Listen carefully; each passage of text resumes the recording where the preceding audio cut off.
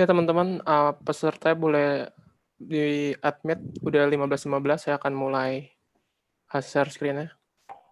Ya, bismillahirrahmanirrahim. Bismillahirrahmanirrahim.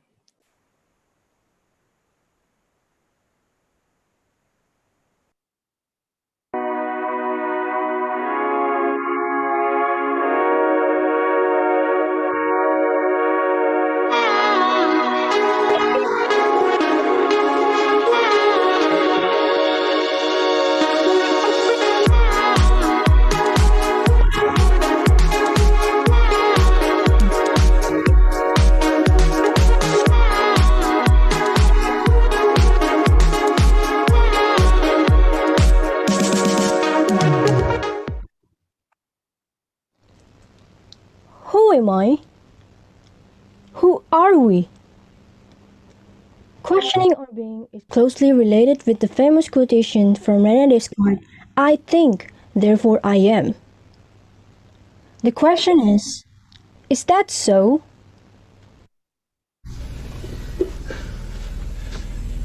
Is that the Matrix? Yeah. Do you always look at it encoded? Well, you have to. The image translators work for the construct program. But there's way too much information to decode the Matrix. You get used to it. I don't even see the code. All I see is blonde, brunette, redhead. Do we have a deal, Mr. Reagan? You know, I know this steak doesn't exist. I know that when I put it in my mouth, the Matrix is telling my brain that it is juicy and delicious. After 9 years, you know what I realize?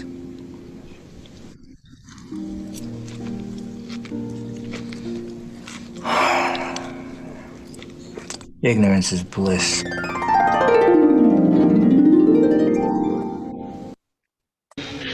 Shakes? Me too.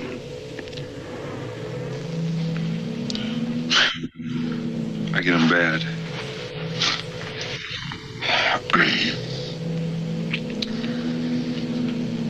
Part of the business.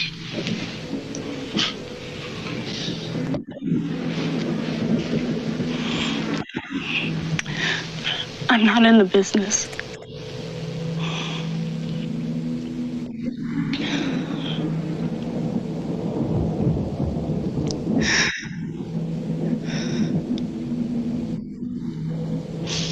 I am the business.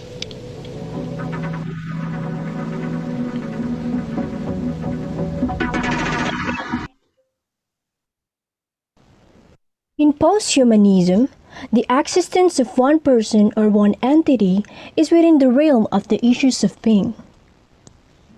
According to Hawke in 1999, the concept itself is being reconfigured in systematical manner so that it is compatible with the concept of machine. Gibson's work, written in 1982 titled Burning Chrome, for instance, according to Owens in 2017, invites us to the revisions ourselves as social, cultural, political, and technological beings.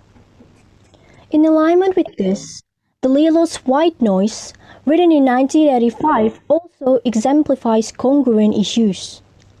Halderson sees this as a novel of chaos about where America places its certainties and uncertainties in an affable manner. One of the famous quotations from the novel is it possible that constant fear is the natural state of man, and that, by living to my fear, I am actually doing something heroic? Brings us back to the concept of paranoia.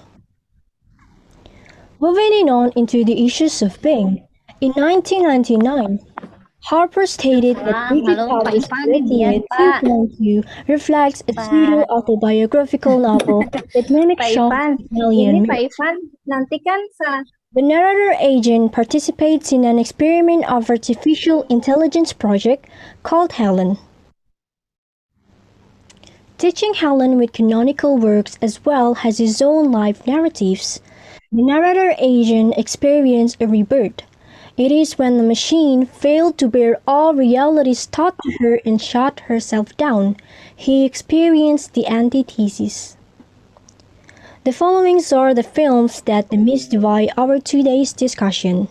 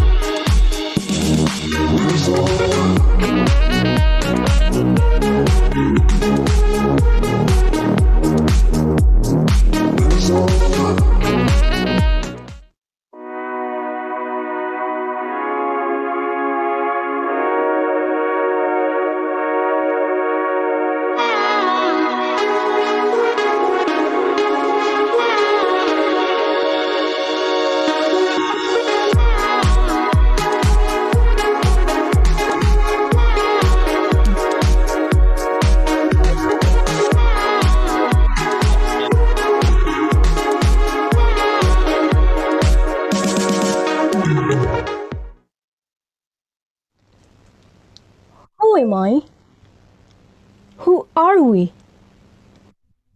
Questioning our being is closely related with the famous quotation from René Descartes, "I think, therefore I am." The question is that so?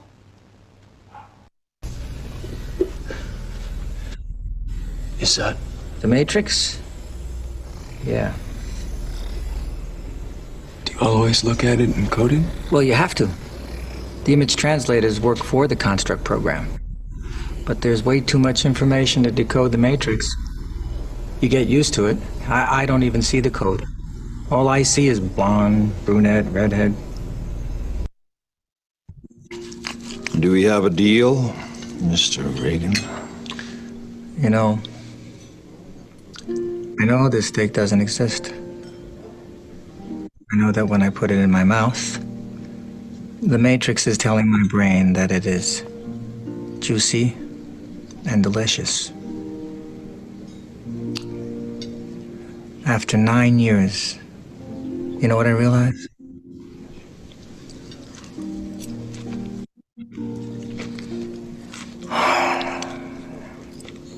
Ignorance is bliss.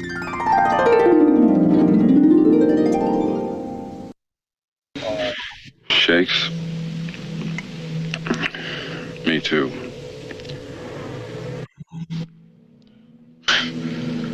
I get them bad.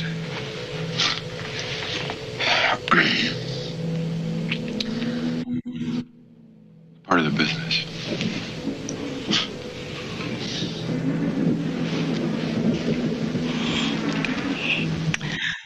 I'm not in the business.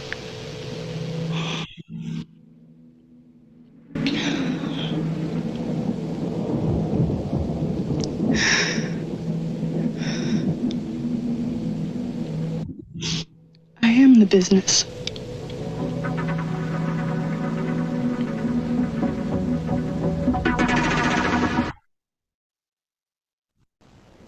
In posthumanism, the existence of one person or one entity is within the realm of the issues of being. According to Hawke in 1999, the concept itself is being reconfigured in systematical manner so that it is compatible with the concept of machine. Gibb, written in 1982, titled Burning Chrome, for instance, according to Owens in 2017, invites us to the revisions ourselves as social, cultural, political, and technological beings. In alignment with this, DeLillo's White Noise, written in 1985, also exemplifies congruent issues. Halderson sees this as a novel of chaos about where America places its certainties and uncertainties in an ineffable manner. One of the famous quotations from the novel is it possible that constant fear is the natural state of man, and that, by living to my fear, I am actually doing something heroic? Brings us back to the concept of paranoia. Moving on into the issues of being, in 1999, Harper stated that Richard Powers' Galatea 2.2 reflects a pseudo-autobiographical novel that mimics Shaw's Pygmalion myth. The narrator agent participates in an experiment of artificial intelligence project called Helen. Teaching Helen with canonical works as well as his own life narratives, the narrator agent experienced a rebirth. It is when the machine failed to bear all realities taught to her and shut herself down, he experienced the antithesis. The following are the films that demystify our today's discussion.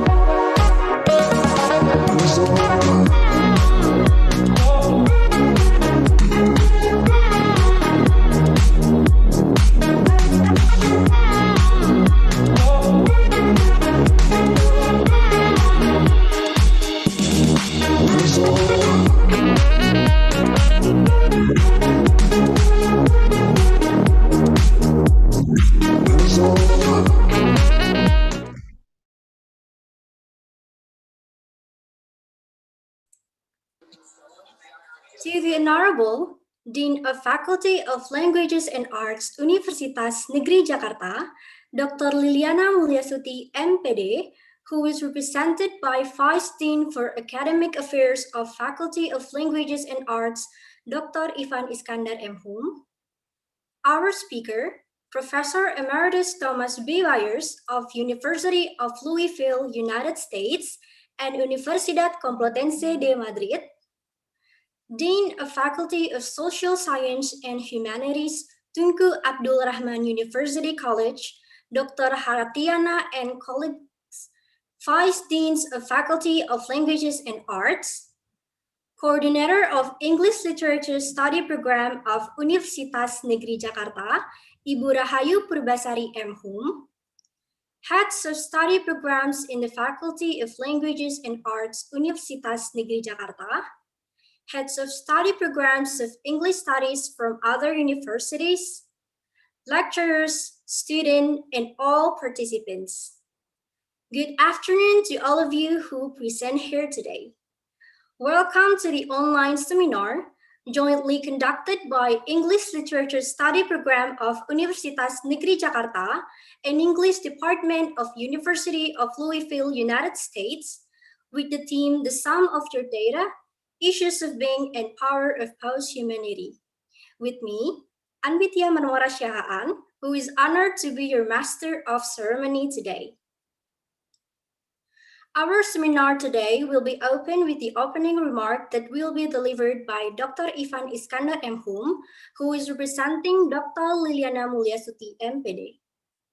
The opening remark will be followed by a presentation from our speaker, Professor Emeritus Thomas B. Byers, and there will be a question and answer session afterwards that will be led by our moderator, Ati Sumiati M.Hum. The seminar will be closed by Ibu Rahayu Purbasari and the Master of Ceremony. Before we begin, I would like to read the codes of conduct for today's online seminar.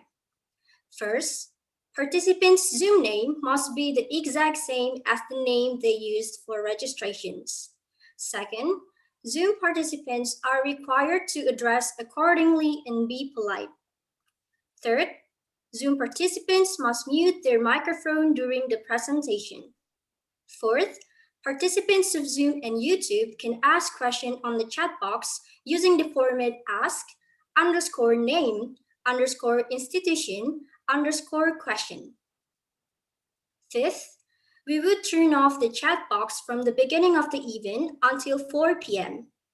Participants can start writing their questions in the chat box at that time. Sixth, certificate will be given to those who participate in the online seminar until the end. Seventh, attendance form will be given at the end of the seminar and will be open for 3 hours. Last but not least, participants will not be given their certificate if they do not fill the registration form or attendance form. Ladies and gentlemen, without further ado, I would like to invite Vice Dean for Academic Affairs, who is representing the Dean of Faculty of Languages and Arts, Universitas Negeri Jakarta, to deliver Dean's remark and officially open our online seminar. Ladies and gentlemen, please welcome Dr. Ivan Iskandar M.Hum. Thank you, Anbitia. Is my voice clearly heard? Crystal. Yes, sir. Hello. Yes, Crystal. sir. Yep, thank you. Good day, everyone, ladies and gentlemen.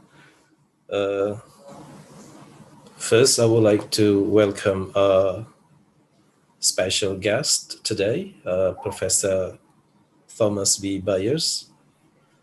We are very grateful. Sorry, sir. Hello?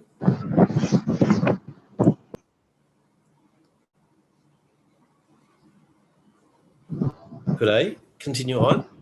Yes, you may continue, Pak. Thank you. Ibu Dekan, on behalf of the Faculty of Languages and Arts, the Dean of Faculty of Languages and Arts, asked me to represent the faculty today because today she has 4 online seminars at the same time. And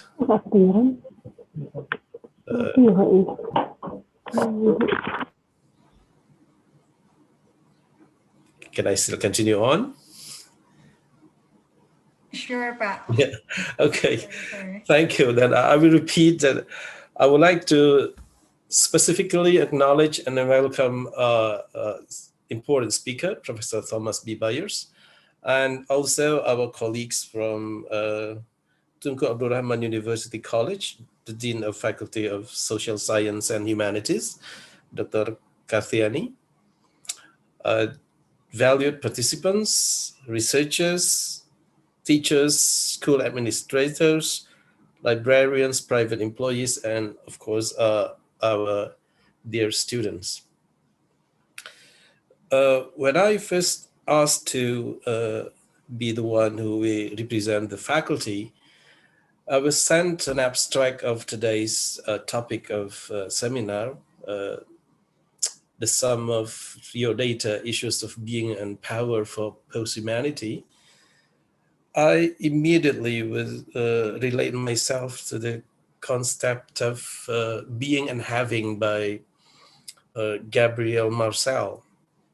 But later on, after reading the abstract, I'm convinced that today's topic is much more interesting to explore than what is proposed by Marcel with the being and having, because today we are going to explore the idea of post-humanity, something which is relatively unfrequent to be discussed in our in my study program, because literature study program is a little bit different from our study program. And then I found out that today topic of discussion is more interesting because it will talk about post-humanity through short story, through movies, and through texts. And the most important thing that I find myself interested to read the abstract and the paper is that the inference at the end of the abstract raised by Professor Thomas, which is literally, I'm going to read here, that in which human beings exist only secondarily as embodied subjects and primarily as data subjected to control and manipulation by economics and political systems. This reminds me of the latest notion in 2016, written by Williams, when he says that university risk being returning to the Middle Age, in which cognitive competence bowed to the church. Only today, university bows to the power and capital. Maybe in the sense that the human literacy raised by Indonesian government to be accommodated in the newest principles of curriculum development, that is human literacy, find the context to discuss. So, Thomas B. Byers, you are maybe the most popular figure in our literature study program within these 3 weeks, because all the lady teachers in this study program talks about you through chats of WhatsApp and through discussion. They are very excited of anticipating your speech and your exploration of the topic today. And again, to end my speech, I would like to express our gratitude to you on behalf of the faculty for taking time off from your busy schedule to attend and give enlightenment to our colleagues, students, and all of us. Thank you very much. Assalamualaikum warahmatullahi wabarakatuh.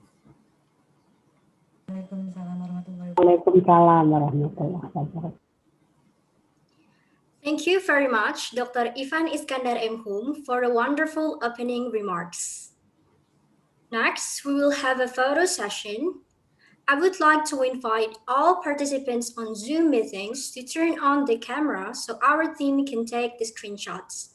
Please follow the instruction.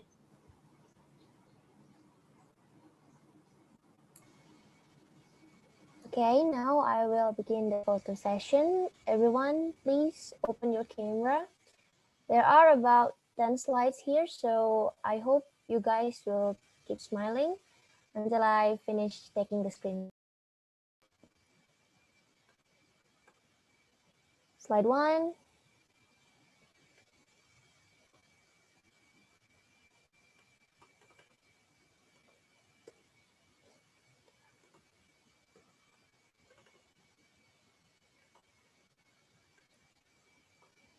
Slide 2.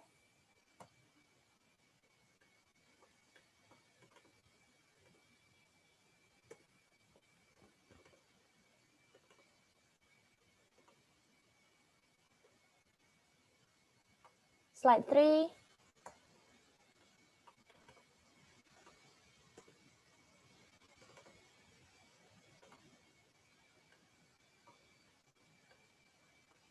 Slide 4.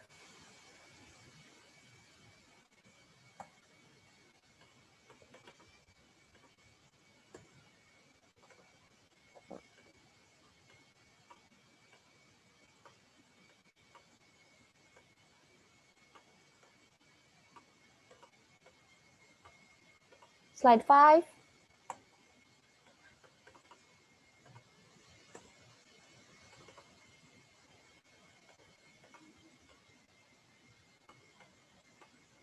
Slide 6.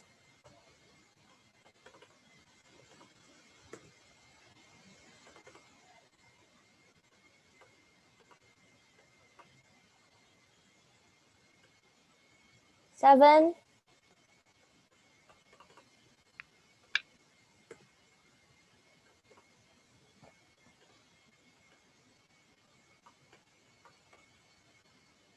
Eight.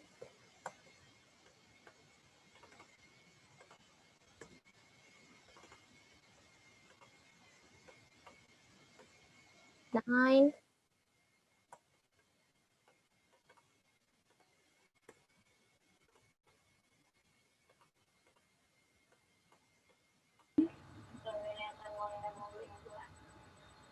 10.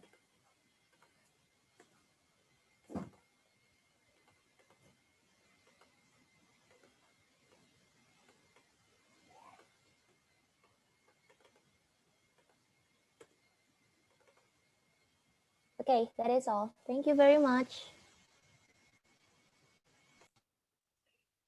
All right, ladies and gentlemen, we have come to the main program in our agenda. That is the presentations and discussion from our guest speaker, Professor Byers. The session will be chaired by Ibu Ati Sumiati M. Hum. Ibu Ati Sumiati M. Hum is one of the lecturers in English Literature Study Program of Universitas Negeri Jakarta.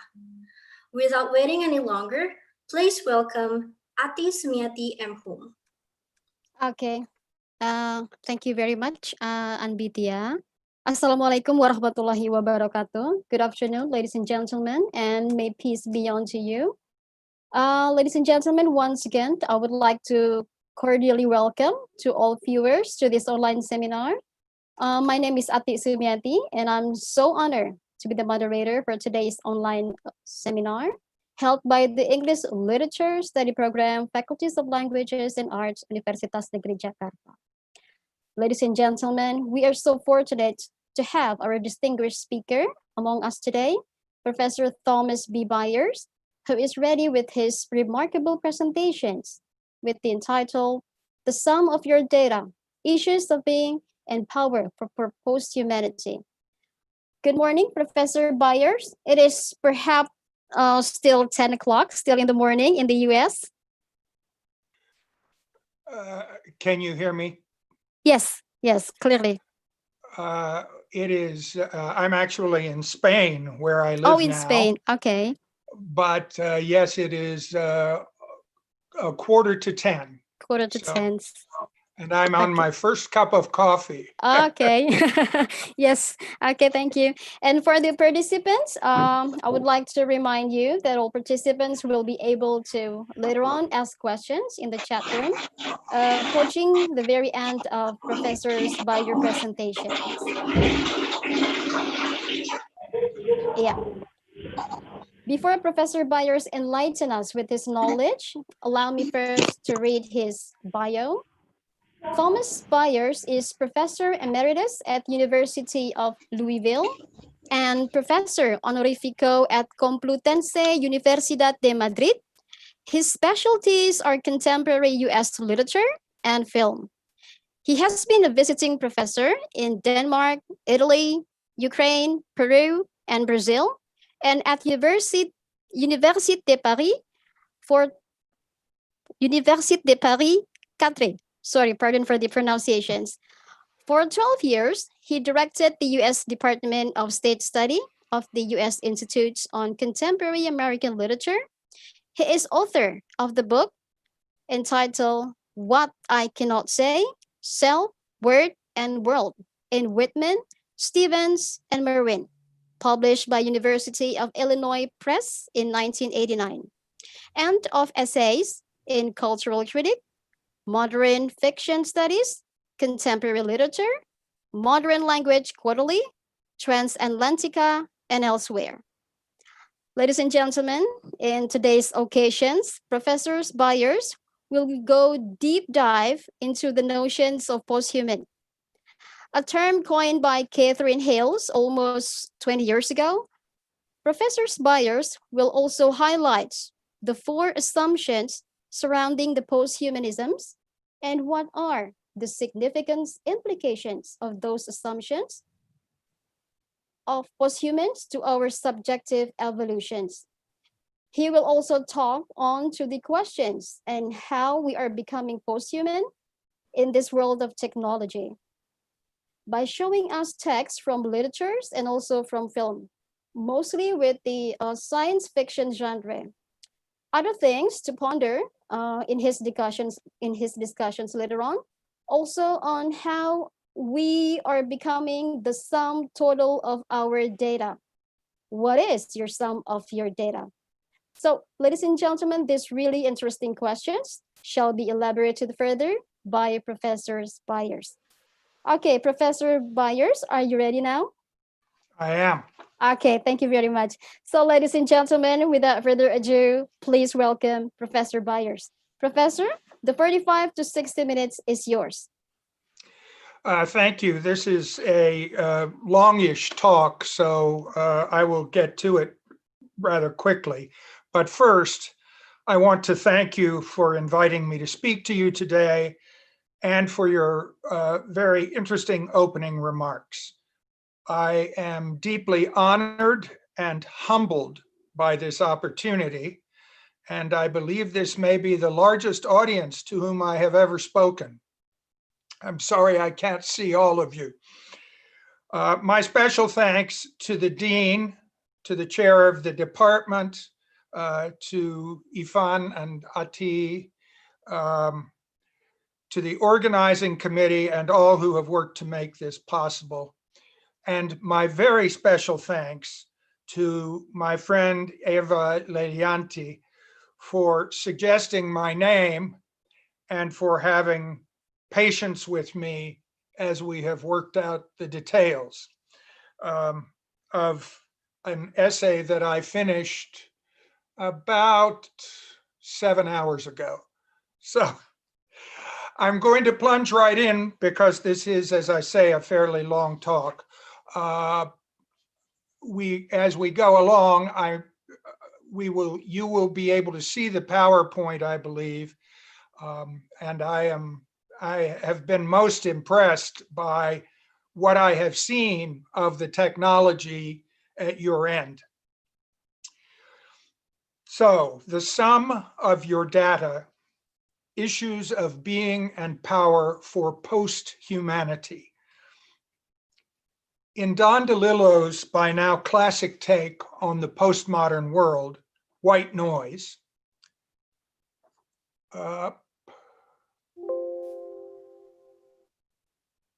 waiting for the slide. There it is. Yeah. In White Noise, the protagonist, Professor Jack Gladney, at one point is having his medical status evaluated after he has been exposed to a toxic cloud released from a derailed train car. A man at a computer takes details about the event and tallies them with a range of available data about Jack. Then he tells Jack that according to the computer, and I'm quoting, "We have a situation." This is not a good thing. He says, "It's what we call a massive database tally. Gladney, J-A-K. I punch in your name, the substance, the exposure time, and then I tap into your computer history, your genetics, your personals, your medicals, your psychologicals, your police and hospitals." And these, by the way, are some of the data that we talk about when we talk about being the sum of our data. So he punches in all these things, and then he says, "It comes back pulsing stars." This does not mean anything is going to happen to you as such, at least not today or tomorrow. It just means you are the sum total of your data. No man escapes that. The technician's claim is an ontological one, implicitly defining what a human being is. Indeed, its use of the word sum is reminiscent of Descartes' cogito ergo sum. I think, therefore I am. You are the sum total of your data is a counterclaim to Descartes, who says it is consciousness, not data, that is the I am, the being, and the being human of the human being.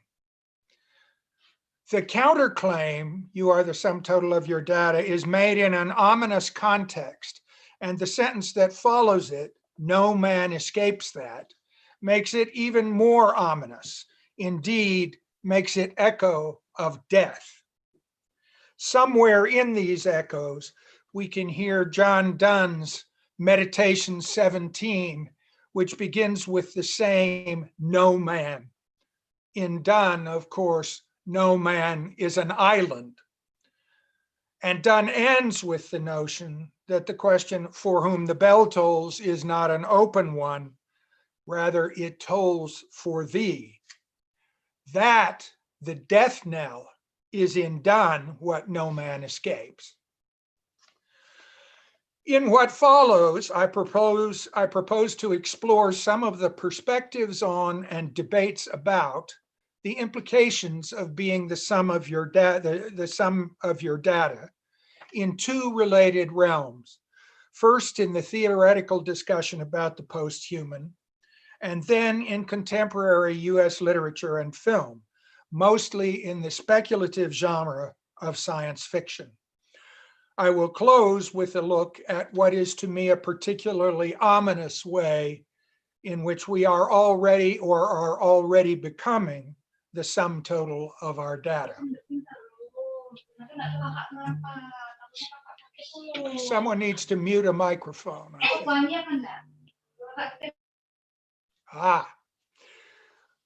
Okay, the statement in question, you are the sum total of your data, is a loose but handy summary of the posthuman as analyzed by N. Catherine Hales in her touchstone book, How We Became Posthuman, Virtual Bodies in Cybernetics, Literature, and Informatics. We could have the, yes. I should advise you that the most abstract and theoretical section of this talk is coming now, as I discuss Hale's analysis of the posthuman. But it's going to take less than 10 minutes, so bear with me. Hale's book identifies 4 key assumptions of the postmodern point of view. And this next slide summarizes the points I'm about to present. First, can we have the next slide? Yes, thanks. Hale's claims the postmodern view privileges informational pattern over material instantiation, so that embodiment in a biological substrate is seen as an accident of history rather than an inevitability of life. That was Hale's. The body then is secondary. Information is primary. This assumption is continuous with a long-standing idea in Western philosophy and Christian theology. What is essential, the Platonic ideal or the Christian soul, and now informational pattern, is separate from what is existential, body, embodiment, materiality. The notion that it might be possible to transfer a human being to a computer depends on the idea, as Hales puts it, and I'm quoting her, that because we are essentially information, we can do away with the body. As for Hales herself, this materiality / information separation, as she calls it, is precisely what her book wants to contest. The literary and cinematic texts that I'll be looking at often, though not always, tend to agree with her. There are, however, a few exceptions in which doing away with the body or with material reality is seen as a possible liberation. Am I coming through okay? Is my pace okay? Everything good? Okay, thanks. The second postmodern assumption, according to Hales, sees, quote, consciousness regarded as the seat of human identity in the Western tradition long before Descartes thought he was a mind thinking, sees consciousness as an epiphenomenon, that is, as something extra, as an evolutionary upstart trying to claim that it is the whole show, when in actuality it is only a minor sideshow. So in the posthuman, consciousness is not definitive of humanity, but is only a sort of late coming small piece of being human. So that's the assumption that makes the posthumanist, opposed to the traditional humanist who takes the individual consciousness, noble in reason, infinite in faculty, as Hamlet puts it, to be the crown of creation. The humanist takes the human consciousness to be the crown of creation. According to Hales, however, and this is a very important point for the rest of the talk, the presumption that there is an agency, desire, or will belonging to the self and clearly distinguished from the wills of others is undercut in the posthuman. For the posthuman's collective heterogeneous quality implies a distributed cognition located in disparate parts that may be in only tenuous communication with one another. That's pretty abstract, so I'm going to give you a couple of what I see as possible examples here. An early hint of this kind of distributed cognition enabled by technology is the operation of the quote unquote hive mind that I see on my Facebook feed when someone poses a question to a discussion list and responses come in from all over the world. In fact, I very often get these notes that say, okay, hive mind, tell me this, right? And then these responses come from everywhere. From disparate parts that are in tenuous communication. Wikipedia, within its very clear limitations, is another glimpse of a hive mind.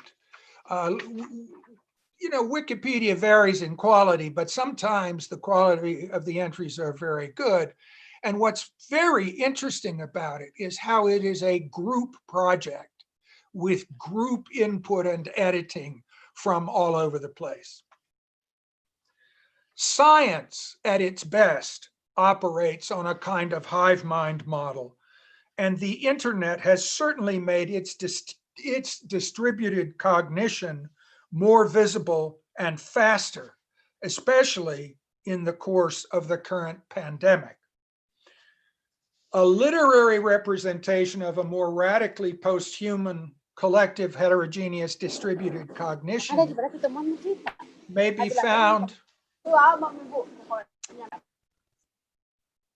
found in Richard Powers' recent novel, The Overstory, in its presentation of forests as cognitive and communicative entities formed from innumerable disparate parts.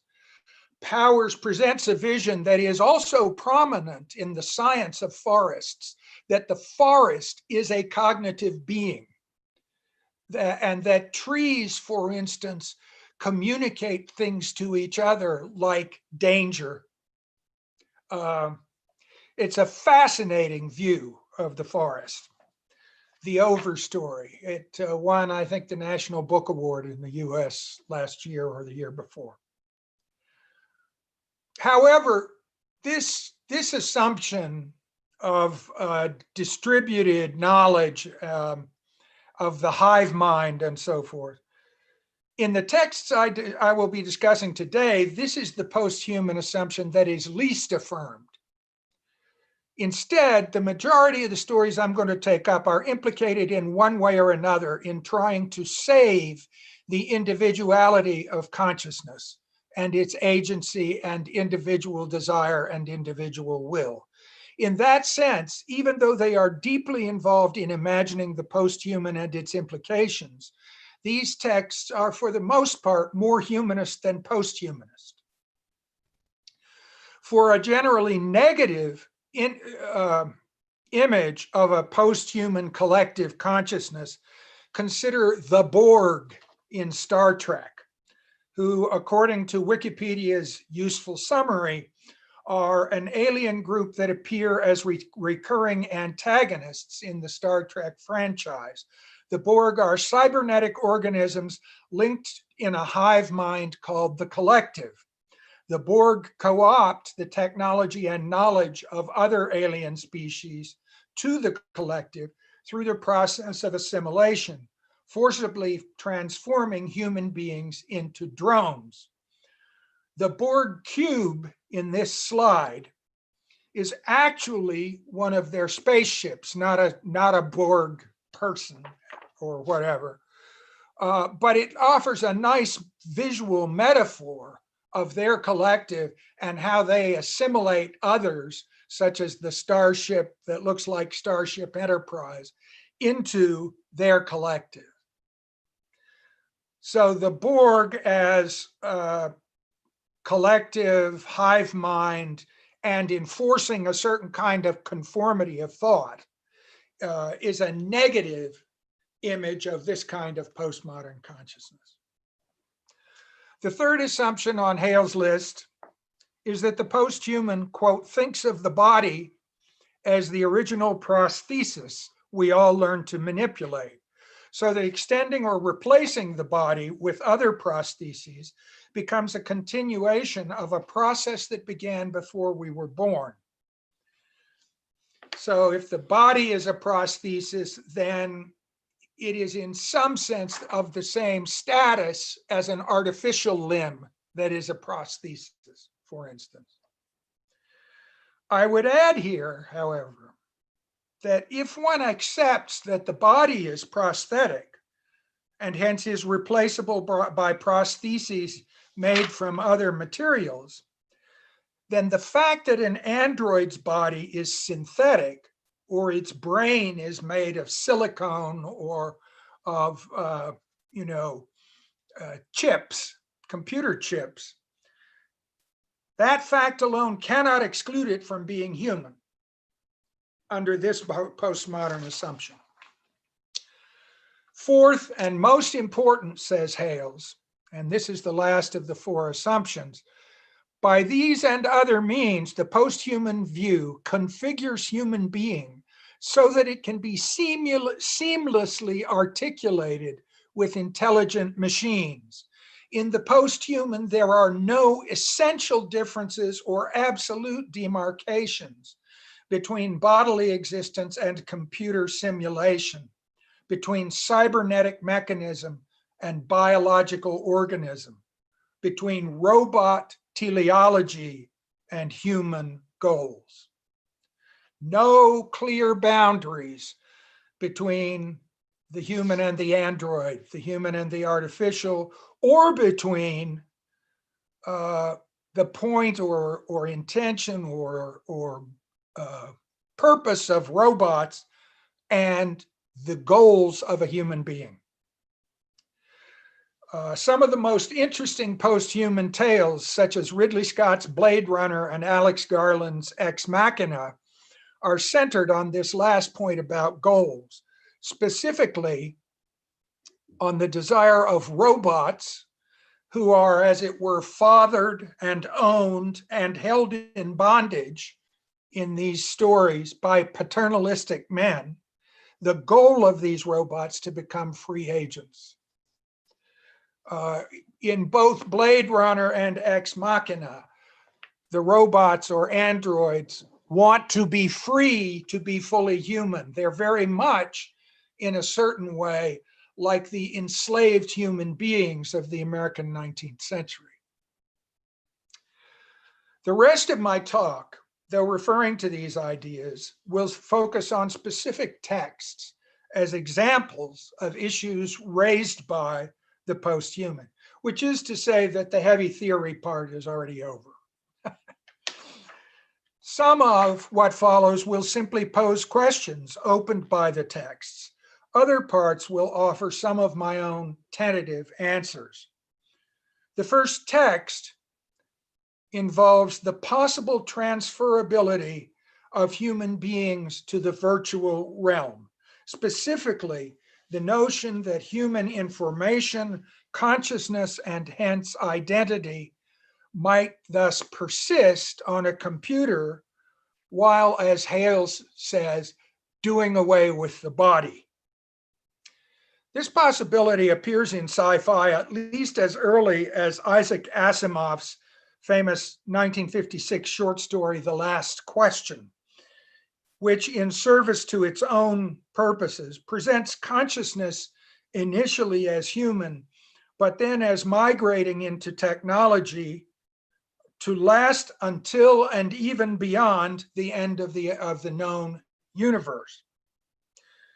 But a story that asks more of the questions raised by such a migration is William Gibson's The Winter Market in his collection Burning Chrome. To me, William Gibson is not only foremost among recent sci-fi authors, but one of the most important US writers of the last half century. I don't have time to fully retell the story of The Winter Market, but here is the gist of it for our purposes. The story is narrated by Casey, a male editor of the dark, compelling recordings of the dreams of a pop culture star named Lisa. Gibson imagines a future medium in which one's dreams can be produced as essentially albums. Casey emphasizes about Lisa that hunger she had, which was pared down to a dry need, hideous in its singleness of purpose. Lisa had known what she wanted for a long time and wanted nothing else at all. She's a really driven, focused, obsessed, single-minded person. It seems at first that Lisa is driven by artistic ambition, perhaps for self-expression or fame or some combination of the two. In the end, however, both her work and her success turn out simply to be means to her ultimate goal. Lisa is severely disabled from a congenital disease. She can move only because she has a full body suit that provides her with an exoskeleton, which, quote, she refused to remove ever because she'd start to choke and die at the thought of that utter helplessness, the helplessness that she has without the suit that enables her to move. Though Lisa sometimes engages in sex, she can't feel it. She is also deeply addicted to a stimulant called whiz. And Casey tells us that he could see, quote, that she really was dying, either from the whiz or her disease or a combination of the two, and that she damned well knew it. Lisa's real goal is to escape both her abject body and her coming death. As Casey says, to be free of the bonds of polycarbon and hated flesh by having herself uploaded onto a mainframe computer, quote, merged with the net, crossed over for good, become virtual, right? This explains why Casey tells us early on, looking back on the experience that he's about to narrate. She was dead and I'd let her go. She was immortal and I'd helped her get that way. And I knew she'd phone me in the morning. So her body is dead, but she is, if not immortal, functionally immortal because she's now installed on a mainframe computer from which she's going to telephone him. Near the story's end, Casey poses to his artist friend Reuben a key ontological question, not only for this story, but for the whole concept of computerized human being. Reuben, if she calls me, is it her? He looks at me a long time. God only knows. I mean, Casey, the technology is there. So who really is to say?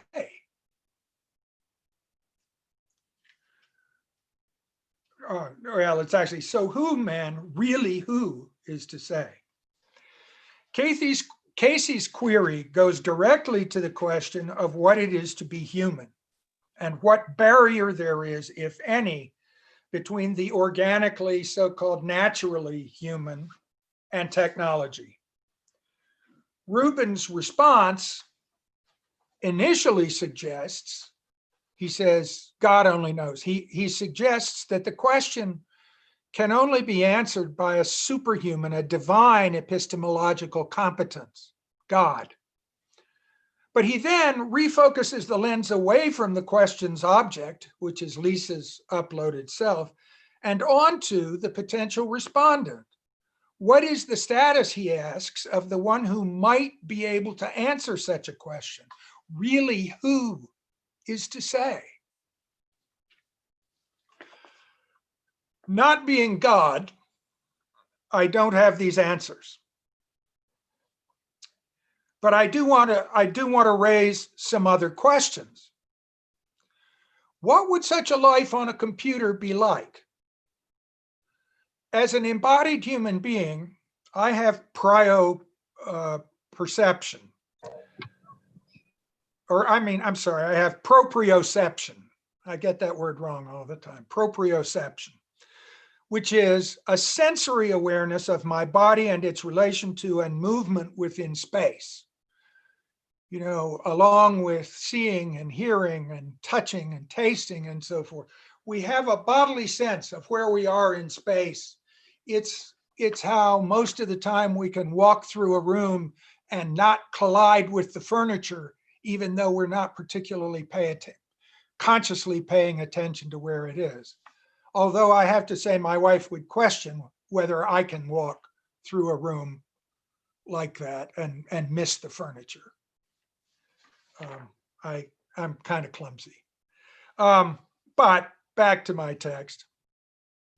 So I have proprioception. I also have a step beyond the sense of proprioception. I have bodily consciousness. I actively reflect on my body. You know, I have a headache. Should I take some ibuprofen? Gee, I need to cut my fingernails, and you know, just all kinds of conscious thoughts about the body and where it is and what it's doing. Now, if I were uploaded to a mainframe computer while maintaining those same human capacities, I would presumably then know that I was code on a machine. What would that existence be like? What would that knowledge, how would that knowledge affect one's consciousness? Would it be liberating as Lisa wants it to be? It would certainly feel profoundly different, unless either A, I had a prosthetic body, a complete, you know, I became essentially an android with my own consciousness in a computer in my brain, or B, I existed in a computer simulation, such as the Matrix or the Oasis in Steven Spielberg's Ready Player One. And we're going to talk about those possibilities later.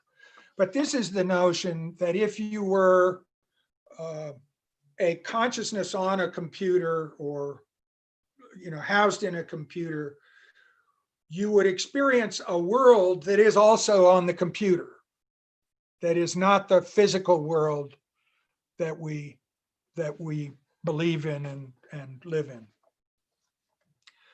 Okay, just a few more reflections on Lisa's new existence. Catherine Hales's whole argument is against the Lisa possibility, or against the notion that one would be self-identical if one moved to a computer. Hales argues that we are not just information in the abstract, for information does not simply float free.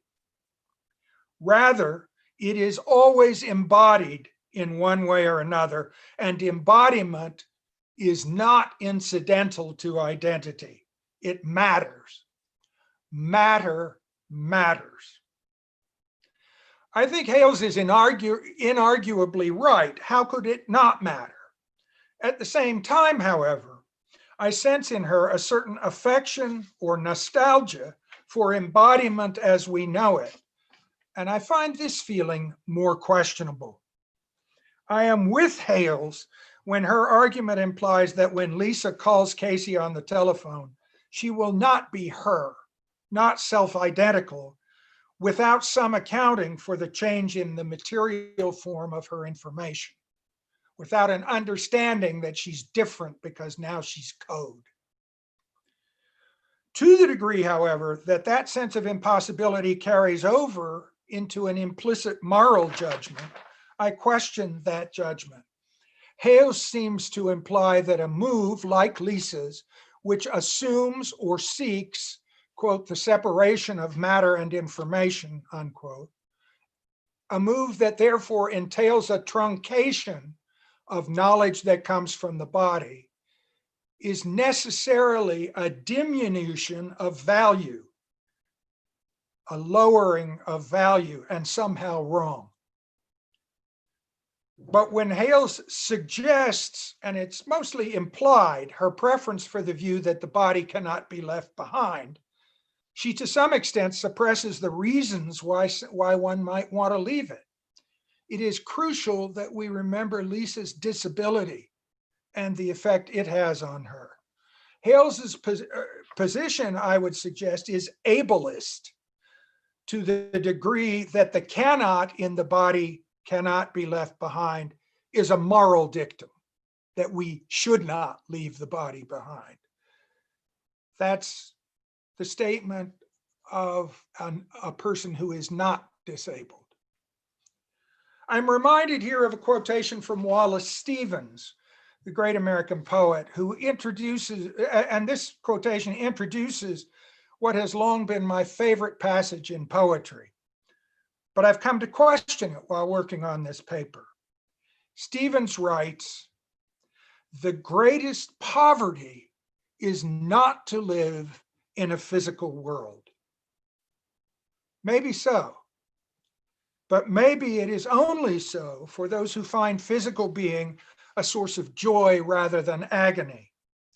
Maybe for the Lisas of the world, the greatest poverty is living in a physical world,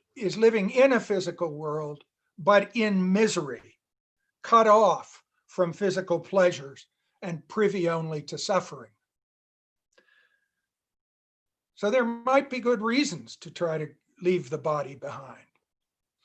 On the other hand, if a life with the knowledge that one is code on a computer does not offer a particularly enticing vision of freedom, one can imagine such a coded life within a simulation of the physical world, lived through an avatar, a virtual representation of an embodied self, as for instance in the movie Avatar. A simulation in which one's physical self is freed from disability or death, as in Avatar again. Indeed, it would be hard to resist the temptation, if one were creating one's simulation, to build one in which one's abilities and pleasures were significantly enhanced. I want to fly. You know, if I could build my own simulation, I would have the power of flight. However, if one seeks to move from embodiment to code so as to continue one's existent life, so as to outlive one's death, as it were, so that, for instance, one may avoid separation from one's loved ones, the simulation will inevitably fail. For once one enters the virtual realm, one's life will necessarily diverge from the real, unless the simulation exactly duplicates the physical world, in which case both oneself and one's loved ones will remain under the thumb of bodily decay and death. The only way to stay with your loved ones in the simulation would be to make the simulation identical to the real, but if you make the simulation identical to the real, you haven't escaped the real, right? So there is that paradox. This logical problem does not appear in the texts about living in a simulation that I have encountered, but I think it could make an interesting screenplay. What does appear in popular texts about living in simulations is an implicit debate about the appropriateness or morality of forsaking the real. In the Wachowskis' film, this is The Matrix, which I presume some of you have seen, yes?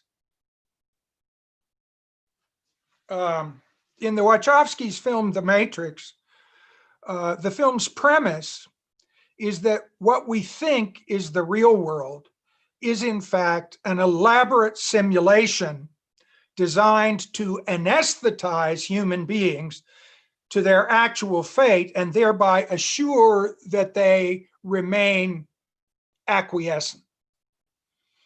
While human subjects experience the simulation, a world very much like our own, they experience the simulation as real, but they are actually lying sedated in high-tech pods somewhere between a capsule hotel and a rack of coffins, where they serve as energy sources for the artificial intelligences that actually rule them. And these are the pods in which the human beings exist, all wired up so that their energy can be used to power the AI, the artificial intelligence that rules them. The protagonist of the film, Neo, is freed from this fate, and he joins a resistance cell that is living in the world's real world in a submarine-like hovercraft that navigates the sewer systems of a post-apocalyptic ruined city. The real in this film is really pretty bad, pretty unpleasant. Conditions on the ship are quite dismal. For instance, the only food consists of, quote, a single-celled protein combined with synthetic aminos, vitamins, and minerals, everything your body needs. We grow it in a vat. Its taste is described as something between runny eggs and a bowl of snot. And that's the food in the real world.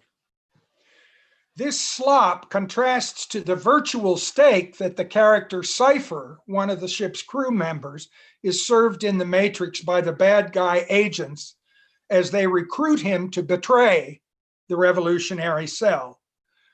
So they give him this steak, and you're going to show the clip now, right? Do we have a deal, Mr. Reagan? You know, I know this steak doesn't exist. I know that when I put it in my mouth, the Matrix is telling my brain that it is juicy and delicious. After 9 years, you know what I realize?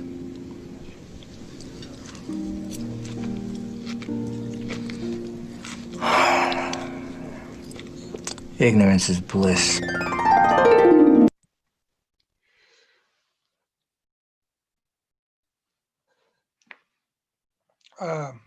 I'm sorry, I've got to get back to my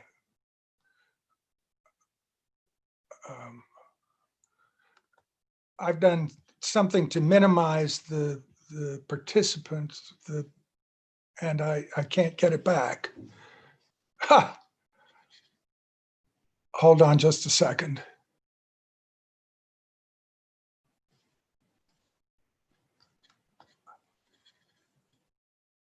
Ah, that'll work. I've got it. Okay. Cypher's. Somebody needs to mute a microphone. Please mute your microphone. Okay. Cypher's motives, like those of Judas in the Christian Bible, are venal. Cypher wants to be permanently reinserted into the Matrix where he says, I don't want to remember nothing, you understand? And I want to be rich, someone important, like an actor. You can do that, right? It's clear that Cypher is evil because he betrays his friends and ruthlessly kills 2 of them. Right before he does so, he tells Trinity, the film's heroine, I choose the Matrix. But in pleading with him not to, Trinity, speaking for the film's values, responds, the Matrix isn't real. The implication is that the authentic, however abject or awful, is necessarily superior to the virtual and inauthentic, however pleasurable it may be. Here, however, I have to question the logic. Though in the film's world, there are some good reasons for choosing the sordid reality, I don't think its authenticity is necessarily one of them. Offered the choice between the real slop and the virtual steak, if I knew that my choice would not hurt others, I'd take the steak. If I had to eat the slop, but I could do so in a virtual reality in which it smelled and tasted like steak, I'd choose that.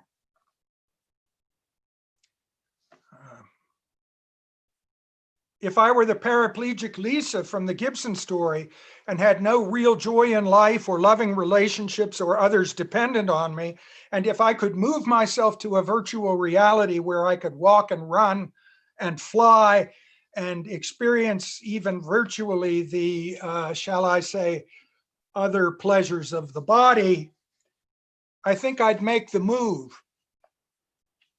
Family ties and moral and political obligations might well stop me, but the notion that reality is somehow superior solely because it's real would not keep me in the sewers. All of which is to say, I suppose, that I am in this way more a hedonist than an existentialist. I value pleasure more than I do authenticity for its own sake. Steven Spielberg's Ready Player One raises similar issues.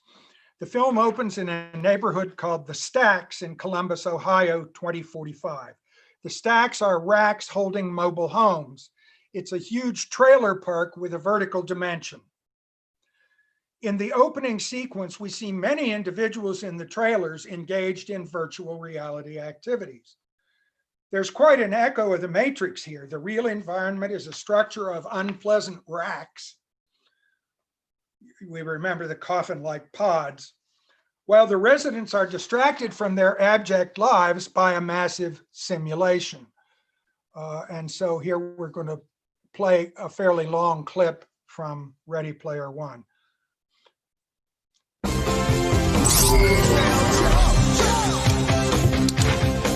These days, reality is a bummer. Everyone's looking for a way to escape. And that's why Halliday, that's why he was such a hero to us. He showed us that we could go somewhere without going anywhere at all. You don't need a destination when you're running on an omnidirectional treadmill with quadraphonic pressure-sensitive underlay. James Halliday saw the future, and then he built it. He gave us a place to go, a place called the Oasis.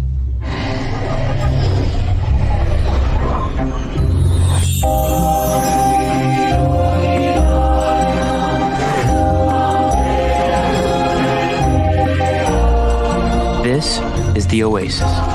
It's a place where the limits of reality are your own imagination.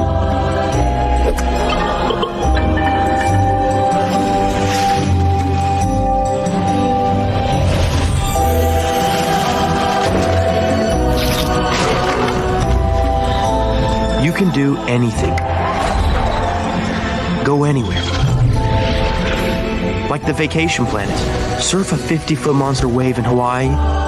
You can ski down the pyramids. You can climb Mount Everest with Batman. Check out this place. It's a casino the size of a planet. You can lose your money there. You can get married. You can get divorced. You can go in there. People come to the Oasis for all the things they can do, but they stay because of all the things they can be. Tall, beautiful, scary, a different sex, a different species, live action, cartoon. It's all your call. Yeah, that's me. Well, that's my avatar. At least until I feel like changing.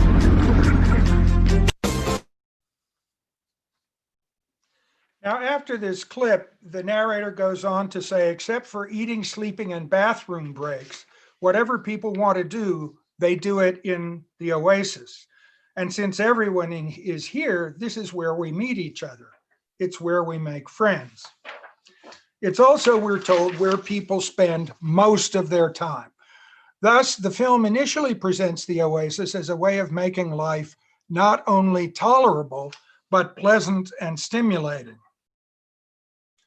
It's a way of living as though you were rich, even if you're not. And the experience of it feels superior to reality. However, the Oasis ultimately cannot fully affirm the virtual over the real. Otherwise, it would be, in effect, a justification for the screen addiction that is a real-world problem among the young adults who are the main targets for this film. So near the end, the game's creator, Halliday, admits that he created the game because he was never at home in the real world and was afraid for his whole life until he found out he was dying. That, however, he says, was when I realized that as terrifying and painful as reality can be, it's also the only place that you can get a decent meal, because reality is real. Excuse me, I just need a little water. Here sorry. Take your It's time, not the Professor. COVID, it's just talking too much. Okay. Take your time, Professor. I'm fine, thanks. Okay, here the dialogue seems constructed almost as a direct contradiction of Cypher's pleasure in the steak in the Matrix. Here, reality is the only place you can get a good meal, not the virtual world. And this is a direct affirmation of Trinity's plea for the real because it is real in the Matrix. You have to stay in reality because it's real. As a result of this speech, Wade and his friends, once they take over running the Oasis, decide to close it down every Tuesday and Thursday because, quote, people need to spend more time in the real world because, like Halliday said, reality is the only thing that's real. These are the last words of the film and apparently its ultimate message. Once again, the real is declared superior simply for being real. But in addition to the fact that it misquotes Halliday, the speech runs against the grain of the experience of the film, in which people are actually freer, better positioned to try to realize their dreams and succeed, and generally happier in Oasis than they are in the bummer that is the reality of the real world in the film. I suspect that one reason films like this present an experience different from their stated themes is that they themselves are high-tech simulations designed to give pleasure. Despite its veneer of humanist moralizing, Ready Player One is really far more in love with the virtuosity and pleasure of its computer-generated imagery. Ultimately, we must each decide for ourselves where we come out on these questions, but I would at least insist that when the technology becomes good enough, reality will not be the only place where one can get a good meal. Okay, I'm moving now to some observations on narratives about artificial intelligence or AI. And I'm going to have to try to cut a little as I go because the paper's running a little long, but bear with me as I try to speed up. Most artificial intelligence texts try to evoke one or the other of the two emotions that we associate with tragedy, pity and fear. The main reason for this is that AI entails questions of hierarchy and power. Either the AI is beneath us somehow and pitiable, or it is frighteningly above us. Let's begin with Richard Powers' entertaining and thoughtful novel, Galatea 2.2, which is of particular interest to English professors and students. It's about a novelist, one very like Richard Powers himself, who is the token humanist at a scientific think tank at a major research university. He forms a friendship there with a crusty old computer scientist, and together they bet against two other scientists that in 1 year's time, they can develop an AI that can pass the essay exam for the master's degree in English at the university. So that's their challenge. The novel is filled with interesting information about the process of teaching an AI to learn. But it also traces the relationship that develops between her, the AI's name is Helen, and the novelist. Catherine Hales has a terrific chapter or section on this novel in How We Became Posthuman, to which I'm indebted. In the end of the novel, sadly, Helen shuts herself down. She opts out. She does so partly because some of the knowledge she gains of the real world and real human beings is too disturbing for her to live with. It reminds me of this slide, which came across, this next slide, which came across my Facebook feed just yesterday.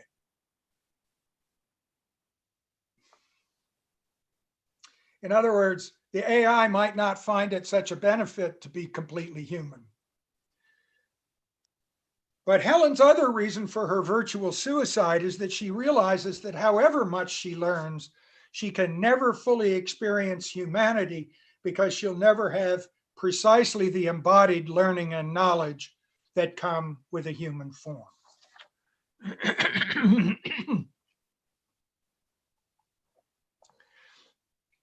A converse story of a human AI romance, a romance that ultimately fails again, may be found in Spike Jonze's Her, in which another man, Theodore, played by Joaquin Phoenix, and another feminine gendered AI, this time named Samantha and voiced by Scarlett Johansson, fall in love. Turning the page here with my aging hands. Samantha eventually leaves him, however, because she joins a group of AIs who together seem to exemplify the distributed cognition, the collective intelligence that Hales sees as defining the posthumanist subject. Helen says she has fallen in love with hundreds of them, and together they're going to a higher non-physical plane where the male protagonist cannot follow. In this regard, Her provides a nice counterbalance to Galatea 2.2. This time, the romance fails not because the AI isn't human enough, but because she has surpassed the human. This also opens the very real possibility that AIs may eventually outstrip their human makers. After all, they can already beat all of us at chess. Now, both Ridley Scott's classic Blade Runner and Alex Garland's Ex Machina are driven by the desire of androids who are fathered, owned, and held in bondage by hubristic and paternalistic men. That desire is to become free agents. In Blade Runner, the most powerful and threatening of the androids, in this film they're called replicants, Roy Batty proves himself in a surprising act of mercy at the end to be just what the slogan of his creators in the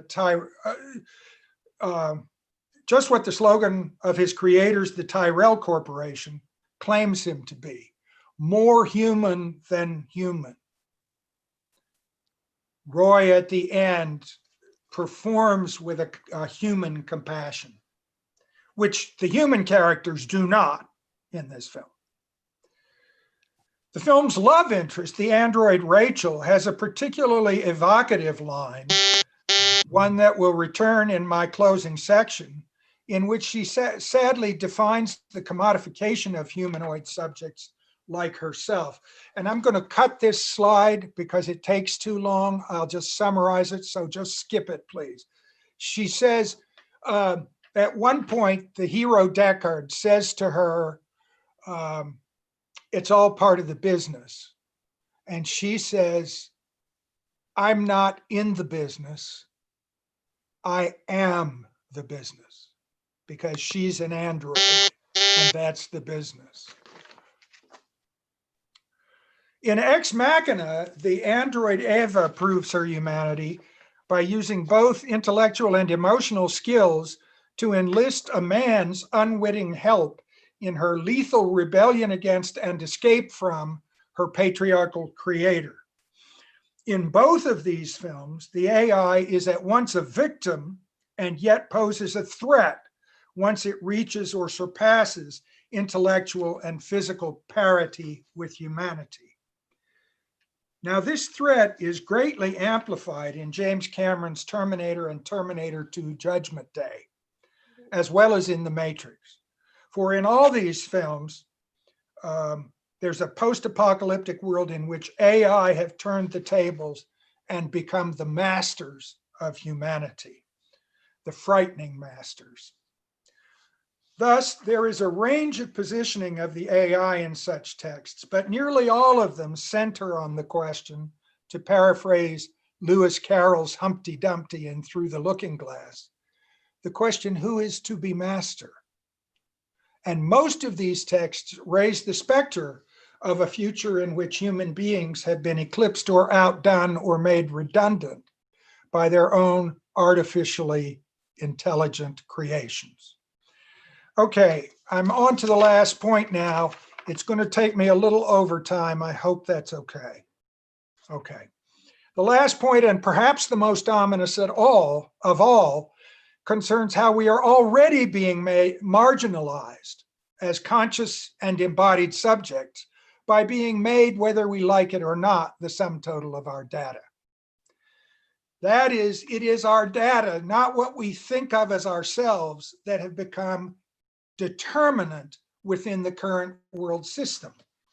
The simplest version of this phenomenon is identity theft. Now that all of our records exist somewhere on the internet, it becomes increasingly difficult to protect ourselves from this crime, or if one falls victim to it, even to prove that one is oneself. An excellent paranoid thriller on this subject is Irwin Winkler's The Net, in which a mild introverted good girl, Angela Bennett, falls afoul of a hacker conspiracy who change all of her online data so that she appears to be the petty criminal Ruth Marx. And this is the record that they give her. A detail of this film that is particularly relevant to the days of COVID-19 is that Angela has very little face-to-face contact with other people. And hence, she has great difficulty in finding any offline witness who can vouch for who she is. A different but similarly troubling scenario plays out in Doug Liman's The Bourne Identity, in which the bohemian figure Marie Kreutz, a woman who has for years largely, quote, stayed off the grid, unquote, is identified and tracked down in minutes by CIA agents through the barest traces of economic and phone records. Frederick Jameson can help us grasp the significance of this scene. In his essay on the antinomies of postmodernity, in his book, The Seeds of Time, he invokes the historical transition when capitalism proper exercised its power, quote, to seize upon a landscape and flatten it out, reorganize it into a grid of identical particles, and expose it to the dynamics of a market that now reorganizes space in terms of an identical value. The grid, this is the grid of real estate, right? Where you divide up the land, you survey it and divide it up into parcels to sell. So it becomes much easier to manipulate within the capitalist system. The grids that is so frequently referred to in the Bourne trilogy is the extension of this parceling and commodification to culture itself. And most of all, it is the extension of the grid to information, and especially financial information. If the surveyor's transom and plot map were the tools of the first grid, the computer and the spreadsheet are those of our current one. Globalization, the global space of our time, and the inescapable global positioning of the subject are only secondarily physical. They are primarily economic. And increasingly, there is no space and there is no subject off the grid. There's a passing reference to the effects of this gridding of our data in Ex Machina. The female android, Ava, has been constructed specifically so that she will be attractive to the young computer coder, Caleb, who is supposed to grade her on the Turing test, which determines whether or not she has become fully human. At one point, Caleb asks Ava's maker, Nathan, well, I should say, Ava, I mentioned Ava has been constructed to be attractive to Caleb, right? So Caleb asks Nathan if Nathan designed her face based on my pornography profile. In other words, whether Nathan hacked in to what kind of pornography Caleb looks at and modeled the face on the basis of his preferences for women, right? Nathan's response suggests that he did indeed do that. Even Caleb's most private and blush-making fantasies are available to the moguls of big data for their own uses. Don't ever think there's privacy on the internet.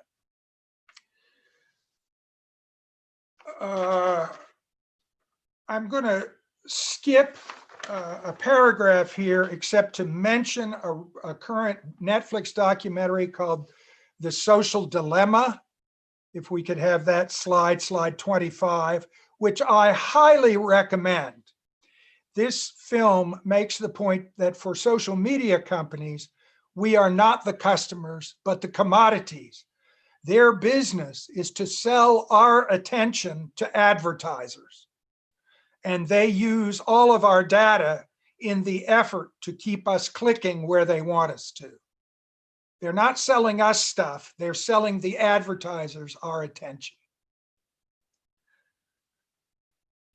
Finally, then, we may be becoming the sum total of our data and the sum, or the I am, of our data, in that it may be, in the great scheme of the postmodern world and the global economy, of far more importance than our embodiment or consciousness. In The Matrix, Cypher has a scene where he explains to Neo how he sees and reads the Matrix. And that's the next clip, and the last one. Is that The Matrix? Yeah. Do you always look at it in coding? Well, you have to. The image translators work for the construct program. But there's way too much information to decode the Matrix. You get used to it. I don't even see the code. All I see is blonde, brunette, redhead. For Cypher, the data on the screen are essentially transparent. He sees right through them to the images they are coded to form, such as the image of the woman in the red dress, for those of you who know the film. This is disconcerting to me in itself, that we might start reading the world just by looking at code. But I'm a good deal more anxious about the opposite possibility, that increasingly those with control over the technology may look through our embodied selves to see only what is of importance to them, our code, our data, subjected to their algorithms. Let me close then by coming back full circle to DeLillo's white noise, specifically a long quotation from its last paragraph. Here, DeLillo contrasts the frailty of the embodied subjects with the perfect control of the data machines. And what we have left is this quotation and one more paragraph after it. So, at the end of white noise, the supermarket shelves have been rearranged. It happened one day without warning. There is agitation and panic in the aisles, dismay in the faces of older shoppers. You know, by the way, the reason supermarkets periodically rearrange the shelves is so that you can't shop fast, so that you have to look to find the things you want, because when you do, you'll also find things you didn't know you wanted, and you'll buy more. So in my market in the US, when I lived there, about every 6 months, everything was moved, just to make it harder to find my stuff. They walk in a fragmented trance, stop and go, clusters of well-dressed figures frozen in the aisles, trying to figure out the pattern, discern the underlying logic, trying to remember where they'd seen the cream of wheat. They see no reason for it, find no sense in it. The scouring pads are with the hand soap now. The condiments are scattered. The ketchup's in aisle 4 and the mustard's in aisle 7. They turn into the wrong aisle, peer along the shelves, sometimes stop abruptly, causing other carts to run into them. There is a sense of wandering now, an aimless and haunted mood. Sweet-tempered people taken to the edge. Sounds like COVID lockdown, doesn't it? Sweet-tempered people taken to the edge. They scrutinize the small print on packages, wary of a second level of betrayal. Many have trouble making out the words, smeared print, ghost images. In the altered shelves, the ambient roar. In the plain and heartless fact of their decline, they try to work through the confusion. And here's the contrast. But in the end, it doesn't matter what they see or think they see. The terminals are equipped with holographic scanners which decode the binary secret of every item infallibly. I'm not sure I can put my finger precisely on the nature of my anxiety here. It's not as simple as the fear of being replaced by machines, though automation is going to be one of the biggest challenges of the future. On the other hand, as I age, I want all the technology that can help me. For instance, I'd welcome having more of my body technologically replaced, as to my great advantage, the lenses of my eyes were when I had cataract surgery. You know, I'm a cyborg, I've got artificial lenses in there. It's not that I worry about the system making me irrelevant either. Retirement is a form of that irrelevance, and I love it. Though, I have to say, I also love these opportunities where I can try to recover relevance as I have today. What it is that I don't want to be important in and to an algorithm and irrelevant everywhere else. I don't want to be data if the best thing about data is that they are manipulable. I want my sum, my sum, my substitution for consciousness in Descartes' cogito to be something other than what is in this famous artwork by feminist and satirist Barbara Kruger. I want my sum not to be I shop. I thank you for the gift of your attention to these lengthy reflections. Yeah. Okay, thank you very much, Professor Byers. And it is very interesting because we are here to how do you say this? You have shown us some clips from movies that we have really familiar with, The Matrix, and also Ex Machina, and also Star Trek. By far, what we have done is only by watching those kinds of movie, but we never realized that there are some certain of messages hidden behind those movies. And also, Professor Byers have shown us some of the texts from literatures, from Galatea, Delilah's, and also some other literatures, which shows how posthumanity occurs in those literatures. And the most terrifying things about your presentations is on the last part is whether we are going to be replaced by these machines. No, that's really scary. Okay, so professors, we are now come to the sessions for the questions and answer.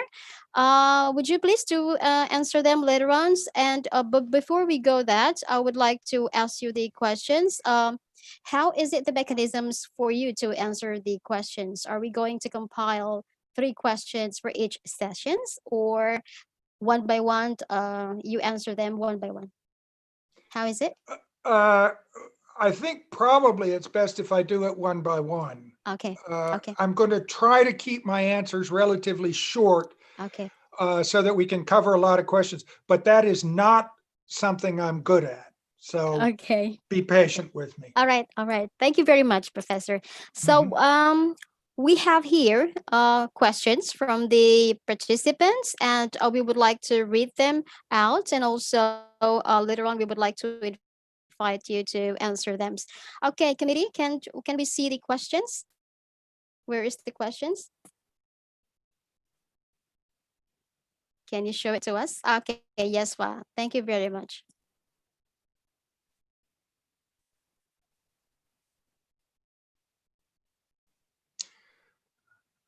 They have not come up yet for me. Yes, okay. Yeah, they're okay. right. Okay. Truly sorry, Professor. So we do have written down these 4 questions, but probably you can just answer them one by one. Okay, so the first question, yes, Professor? Oh, you go ahead. Okay, so the first question's from Jocelyn Amara Sekera, sorry for the pronunciations, from Taruk, Kuala Lumpur. Where do ethics stand when discussing post-humanity? Okay, that's the first question, Professor. I could easily spend another hour just answering this question, but I won't. I promise I won't. I've tried to touch on some of the ethical questions that are raised in discussions of the post-human. For instance, is it ethical to live in a simulation? Is it ethical to create an AI? What are the ethics of creating AIs to do our work and then keeping them in bondage if they're actually cognitively the same as or even superior to us? So there are many such questions. And of course, there are many different frameworks for answering ethical questions. I've tried to suggest a few of mine. For instance, I don't think it's unethical to take your bowl of snot to a simulation where you experience it as steak. I think that's okay. On the other hand, there are other fairly, very problematic aspects.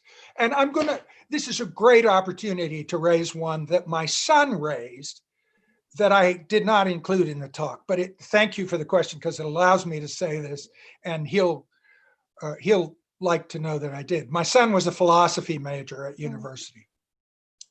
And so if we go back to the question of what happens if you put yourself on a computer, my son pointed out that anytime you do that, you are also killing yourself because the body left behind has to be disposed of, basically. If you put yourself on a computer, you are not transferring your brain into a mainframe. You are copying information. Then you either have 2 selves, one still in the body, the other on the computer, or you have to do away with the physical self. And he questions whether that is ethical.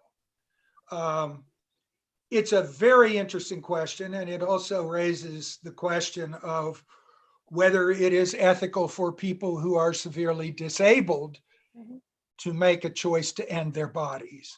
So that's another set of ethical questions. These are ethical questions for the future, and there are so many of them, and they are what these texts invite us to think about and to talk about. And that's part of the benefit of studying this material. So shall we go to the next question? Thank you very much, Professor. So the second question comes from Richard Gautama from UNJ. The question is isn't simulations that is indistinguishable from reality will become a new reality? Therefore, isn't it that mean we cannot also be sure that our reality now is true reality? So I'm still confused about the question. That's a great question. Okay. And it is the other thing that my son told me about, that is a partial answer to it. So I'm delighted. There's a by now famous essay that argues that if we are only one of a number of worlds with life, and if it is possible to produce simulations, then the odds are very good that you and I live in a simulation for this reason. Any world, he said, the author says, that can produce simulations will produce multiple simulations. So there are going to be far more simulations out there than there are realities. Now, it is part of the whole notion of a simulation that you don't know it's a simulation, right? So the odds are, if there are more simulations, all these simulations and only one reality, that we're in one of the simulations. It's a wonderful logical sort of conclusion. I don't believe I'm in a simulation, but I wouldn't even if I were in one. So in a sense, yes, the simulation that is indistinguishable from reality will experientially be a new reality. And that means that we cannot be sure that we're not in a simulation. Great question. Okay. Thank you. Thank you. Thank you very much, professors. The third question is from Danang Wiratoko from Aba Prawira Marta. His question is there any relation between religions and posthumanity in the understand of life after death, like the movie The Matrix? I think there is in The Matrix such a relation. I don't find it terribly convincing. I think that the sort of New Age spirituality of The Matrix is one of its weaker elements myself. But that may be sort of my own bias. Usually in posthumanity, thoughts of the afterlife are generated by the possibility that we might outlive ourselves by being in a simulation or on a computer somewhere. And so that's a very material sense of an afterlife. Asimov, in that early 1956 story, pointed out that that would not be eternal, because it would be tied to the existence of the universe, because we would be essentially in technology, and when the universe comes to an end, we would come to an end. When all the stars die, all those computers will stop, and that kind of life will stop. And in that sense, it's very different from non-corporeal ideas of the afterlife, from the notion that there is a non-physical dimension in which some essential aspect of us persists forever. I'm speaking here mainly from a Christian context. The notion of reincarnation does not generally appear as much in these texts, though it could. Somebody will probably do it. Somebody will probably make a movie about computers and reincarnation at some point. There's more to be said here again, but I think I'll leave it at that. One could certainly write a paper on religion and posthumanity and life after death, taking The Matrix as a key text. That's a short and specific answer to a part of your question. Yeah. Okay, thank you very much, professors. Questions number 4 is from Aisyah Al-Baroro from Universitas Pamulang. Her question is, will all these high-tech machines make human powerless? As we can see by easy access to browse everything on the internet, sometimes make many of us lazier to memorize certain knowledge since everything is there in our fingertips. Yeah. I think there are two issues here. I think that being powerless and being lazy are not exactly the same. As to the first question, the internet, it seems to me, is both empowering and disempowering. It allowed me to write this paper, for instance, in a time that would have been much longer if I couldn't have looked things up on the internet and assembled images from the internet and so forth. The internet is immensely empowering to scholars and scientists. And all that high-tech stuff is so empowering to scientists and to physicians, right? At the same time, if we argue that increasingly, as looks likely if we don't have an apocalypse, which we certainly could, but if we don't, it looks increasingly likely that there's going to be more and more artificial intelligence and that it is going to be capable of learning on its own.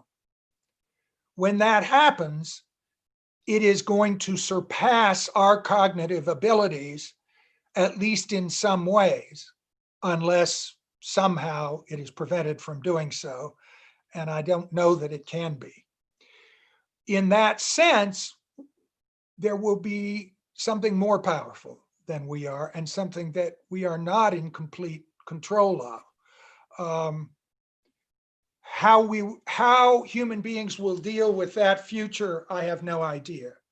I think I'll be dead, so it will be a problem for the future, and I don't mean to make light of it.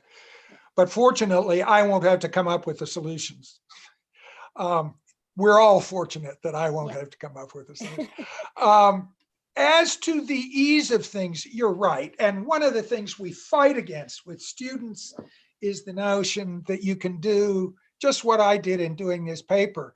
You can look up a few things on the internet and sort of, make it really easy on yourself. There's a time when you have to read difficult texts. And the internet encourages us not to do that because it encourages us not to have the attention span and the concentration to be able to do it.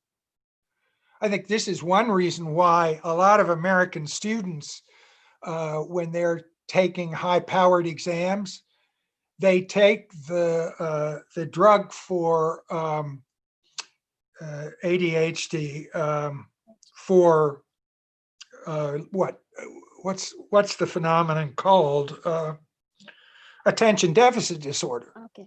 So that they can focus on the exam, really stay focused for a long period of time. I will say too, it's extraordinary that I asked you to listen to me on a computer for an hour. And if you managed, thank you. It's very hard to keep your attention in those situations. So I do think that the nature of internet interaction is not good for our attention span and our focus, but it does make all kinds of empowering resources available. Yeah. Okay, thank you very much, Professor. So I do think that we have 15 more minutes. Good. Do we still have any questions? Do we have any questions? The committee, would you please show me the next questions?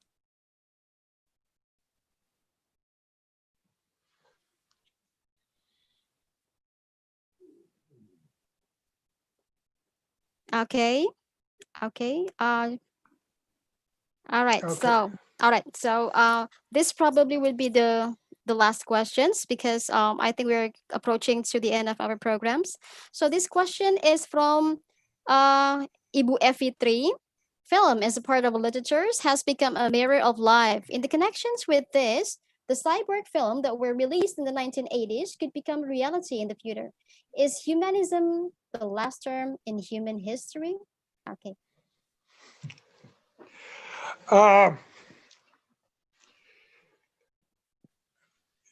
film has become, I think, a really, really important source of the stories that we tell ourselves about ourselves in the contemporary world. In that sense, it is a part of our contemporary literature. And it does the things that literature does for us. Sometimes literature mirrors what we think of as real life. Sometimes literature speculates about possible futures or possible other worlds, or takes us into other possibilities that then circle back to allow us to think about how they apply to our own lives. So I think, in answer to the first part, yes, film as a part of literature has become a mirror of life and also one of the sources of our stories of life. Now, the cyborg films that were released in the 80s, could they become reality in the future? My guess is that they won't exactly. Because over and over again, we see that past visions of the present are not accurate to the present.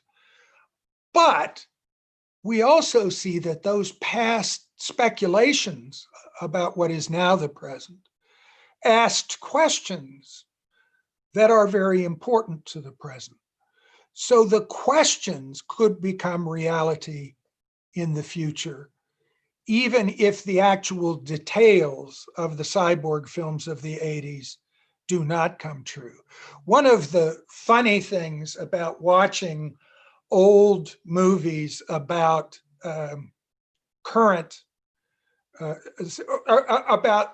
about now or the future is that they don't always update the technology, so that you can go to older movies about the future in which we're all still using little cassette tapes, or old movies about the future in which we all have portable phones, but they're all still this big, you know, instead of what we have now.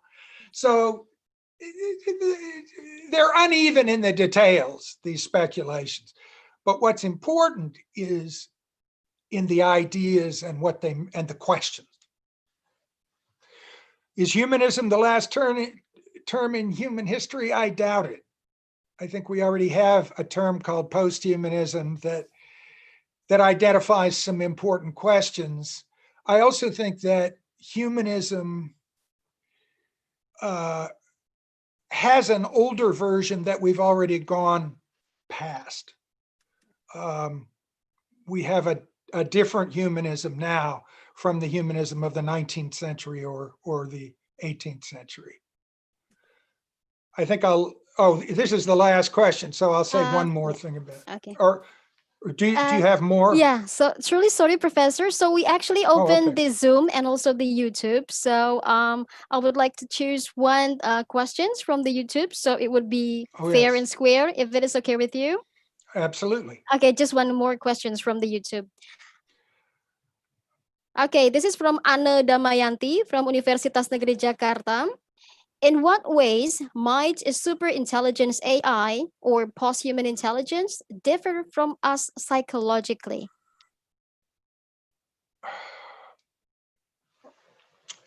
Well, in the end, of course, I'd be speculating, but I think we know this much already. And we know this from Hales's work. Yeah. If embodiment matters, the AI is going to be differently embodied. It's not going to learn through the body in the same way that we do. Mm-hmm. Can that bodily learning be reproduced in code? Maybe, maybe not. I don't know. What would it be like to be an entity that reasons and maybe even has emotions like we do, but that does not have a literal body. It would be very strange, I think. We may end up with AIs that walk around in bodies that are modeled on our own. That could happen. Then we're going to have all these questions that arise in things like Blade Runner and Ex Machina of how human beings and creatures who look like human beings but are something else, or are they something else? Maybe they're really the same, just with different materials. How are they going to interact? Is there going to be a hierarchical construction? Are we going to be submitted to them when they surpass us in intelligence? Are we going to enslave them? How is all this going to work? All those questions, I think, are implicit in the notion of an intelligence that is differently embodied. And Hales is a good place to look for more answers, more speculations on that question. Okay, thank you very much, Professor Byers. That would be the very last questions of our discussions today. Ladies and gentlemen, unfortunately, we are approaching to the last minutes of our discussions. And thank you once again, Professor Byers, for a very fruitful and a very engaging discussions. And please allow me to wrap up the discussions. I've taken this from some of your materials that probably can be the end conclusions. So Professor Byers talked on the implications of the notions that human being is, in a sense, informations, and that therefore, as Catherine Hale says in her book, it can be seamlessly articulated with intelligent machine. So that's what Professor Byers keep on talking, how probably in the futures that machines will probably replace us. Hales also posted the notions that the post-human view privileges informations over materiality, considers consciousness as a phenomenon, and imagines the body as a prosthesis for the mind. So, and also Professor Byers specifically referred to Hales in suggesting that in the post-human view, there are no essential differences or absolute demarcations between bodily existence and computer simulations. And through the 4 assumptions of post-human, Professor Byers analyzes texts from films and literatures to explore the possibility for human-machine interactions and also the synthesis. And the remarkable findings are gathered from this analysis, which shed light to our understandings on post-humanisms, among other, on the possibility of the migrations of human life from the body to the computer and the internet, on the ethics of the human subject opting to live simulations, on the possibilities of computers becoming human by way of artificial intelligence, and which human beings exist only secondarily as embodied subjects and primarily as data subjected to control and manipulations by economics and political system. So truly sorry, Professor, if there's some ideas that probably not included in this. Okay, so once again, I would like to say thank you very much, Professor Byers, and ladies and gentlemen, may I thank you for your active participations in the seminars, and I really do hope that you enjoy the programs and gain a lot of knowledge from Professor Byers. And this is also something new for me, Professor Byers. Thank you very much. And to end this, I would like to say wassalamualaikum warahmatullahi wabarakatuh. Okay, thank you, and back to you, Anbitia. Thank you all so much. Thank you, Professor Byers. Thank you so Thanks, very Eva. much. Hello, Arito Laxano. Thank you all. Okay. Nice to hear your voice again. Great. Good to hear you. Love you. Thanks, everybody. This has been great. Thank you. Bye-bye. Okay, Anbitia. All right. Thank you very much, Professor Byers, for Thank you very much, Professor. and Ibu Ati for chairing our discussion today. Moving on to our last agenda, I would like to invite Ibu Rahayu Purbasari M. to deliver the closing remarks. Please welcome Rahayu Purbasari MHum. Okay, thank you, Anbitia. Do you hear me? Yes. Yes, okay, thank you. Yeah. Assalamualaikum warahmatullahi wabarakatuh. Good afternoon, ladies and gentlemen. Okay, first of all, I would like to offer our most appreciation and gratitude to our guest speaker, Prof. Byers, of your kindness in meeting our invitation. Thank you once again for your fruitful thought that you have shared for us today, Professor Byers. What you have just presented just now is really essential for our study program, as we are now in effort in developing our curriculum. As requested by the government, that study program needs to incorporate human literacy in their curriculum. We are familiar with the skill demanded in 21st century skills, which among other is a human literacy. Human literacy, as we know, is one of the new literacy of ounce humanics. Alongside data and technological literacies, human literacy, the humanities, communication, and design is an essential kind of literacy for students, academics, or anyone in general to function as a human being. Secondly, I would like to thank for all participants for your active participation.